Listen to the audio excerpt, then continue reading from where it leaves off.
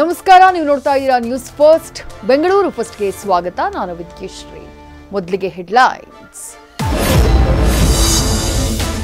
ಉಗ್ರರ ಗುಂಡೇಟಿಗೆ ಬಲಿಯಾದ ಭರತ್ ಭೂಷಣ್ಗೆ ಕಣ್ಣೀರ ವಿದಾಯ. ಗವರ್ನರ್ ಸಿಎಂ ಸಿದ್ದು ಗಣ್ಯರಿಂದ ಅಂತಿಮ ನಮನ. ಕಂಕುಳಲ್ಲಿ 3 ವರ್ಷದ ಕಂದನ ಹಿಡಿದು ಪತ್ನಿ ಸುಜಾತ ಕಣ್ಣೀರ ಧಾರೆ.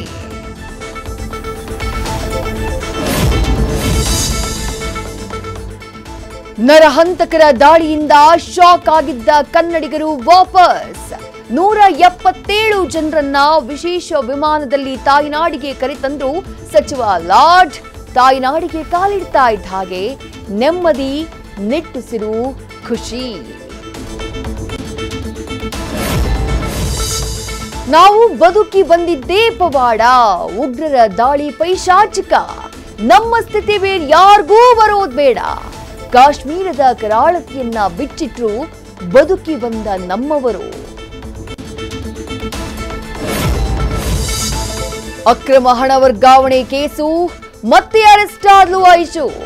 ಮಂಡ್ಯದ ಗೂಡು ಬೆಂಗಳೂರಿನ ಫ್ಲಾಟ್ಗೆ ನುಗ್ಗಿ ಇಡಿ ಕೊಡ್ತು ಮಾರ್ನಿಂಗ್ ಸರ್ಪ್ರೈಸು. ಸಂಜೆಯಾಗ್ತಾ ಇದ್ದ ಹಾಗೆ ಡೌರಾಣಿಗೆ ಬುಕ್ ಆಯ್ತು ಪರಪ್ಪನ ಟಿಕೆಟ್.